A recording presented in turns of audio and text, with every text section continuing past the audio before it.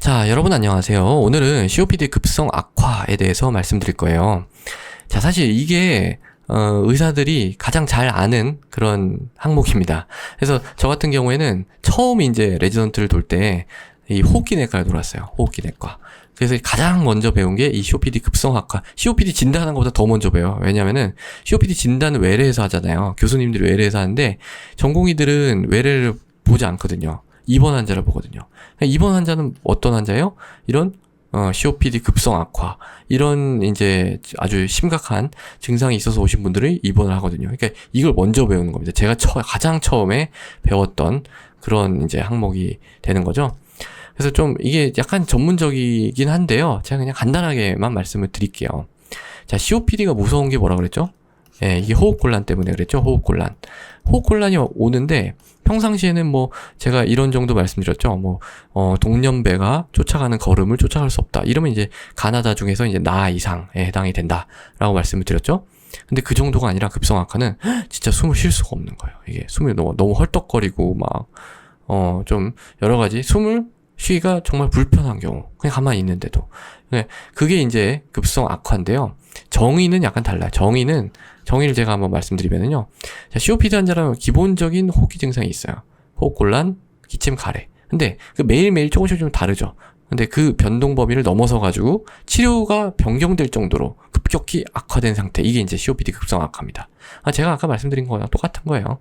호흡곤란이 심해진 겁니다. 간단하게 말씀드리면요.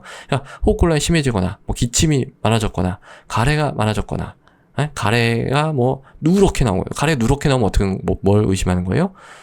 뭔가 감염이 됐구나, 라는 거를 의심을 할 수가 있죠. 그러면 이 COPD 급성 악화는 왜 생기나요? 왜 그냥 이렇게 조금씩 하면, 조금씩 숨차고 조절하면서 잘 살면 좋은데, 왜 급성 악화가 생길까요? 왜 그래서 죽음에 더 가깝게 이렇게 할까요? 딱 세 가지입니다. 세균 감염, 바이러스 감염, 그리고 대기 오염입니다.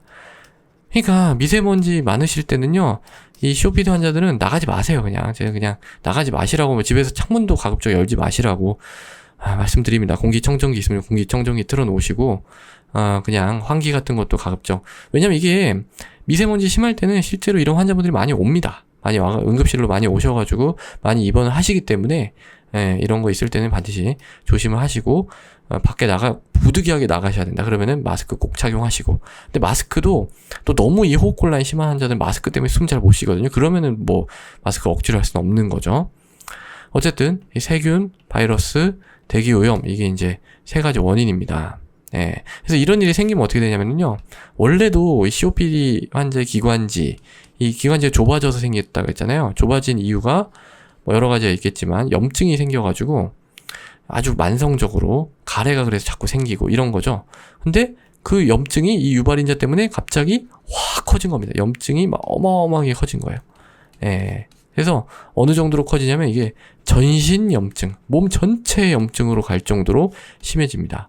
그렇게 되면 이제 입원을 해서 치료를 해야 되는 거죠. 그러니까 전신 염증이 있으니까 무슨 치료해야 되냐면은 스테로이드 치료해야 됩니다. 스테로이드, 전신 스테로이드. 그러니까 원래 제가 그 COPD 중증 그 COPD 치료할 때 ICS 플러스 라바라고 말씀드렸잖아요. 그러니까 흡입 스테로이드 사용한다고 말씀드렸죠. 근데 흡입 스테로이드 말고 전신 스테로이드를 씁니다.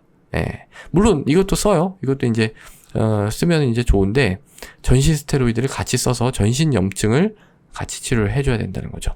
그리고 이제 좀 숨을 잘 못 쉬시기 때문에 산소 드려야 되고요. 그 다음에 이제 쇼덱팅도 같이 씁니다. 제가 기관지 확장제 중에 좀 길게 작용하는 게 있고 3-4시간밖에 작용 안 하는 게 있고 해서 3-4시간밖에 작용 안 하는 거는 경한 환자한테 쓴다고 했죠. 근데 이게 급성 악화가 되면 같이 써요. 그냥 같이. 왜냐하면 응급으로 된 거를 또 잡는 데는 얘가 벤톨린이 꽤 효과적이기 때문에 이걸 이제 같이 쓰게 됩니다.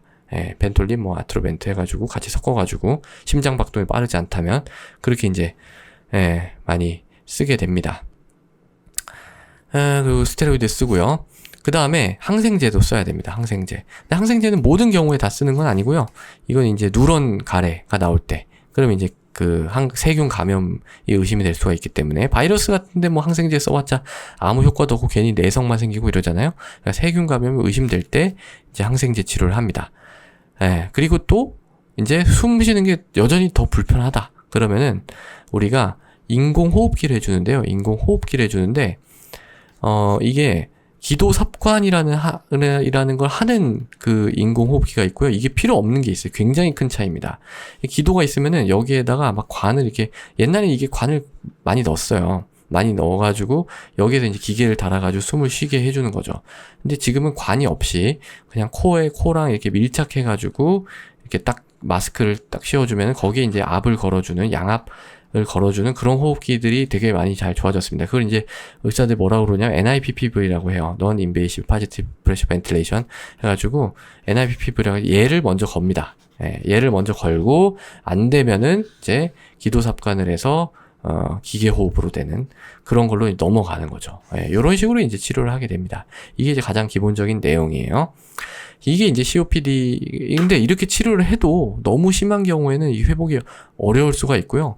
또 이게 전신 염증이 너무 심해지잖아요. 그러면 폐혈증으로 많이 가기도 합니다. 그러면 크레아티닌, 콩팥 수치 오르고 뭐 여러 가지 이제 문제가 생기면서 잘 치료를 해도 돌아가시는 경우가 이제 꽤 있습니다. 자, 그렇기 때문에 이런 급성 악화의 치료도 물론 중요하지만 더 중요한 것은 COPD가 있을 때 그 관리를 잘 해서 급성 악화 생기지 않도록 하는 게 중요하고, 그거보다 더 중요한 거는 처음부터 흡연을 하지 말고 다른 어떤 유발인자 노출을 금지해서 COPD가 애초에 생기지 않는 것이 가장 좋겠죠. 자, 그래서 오늘은 COPD 급성 악화에 대해서 설명드렸습니다. 오늘도 경청해 주셔서 감사합니다.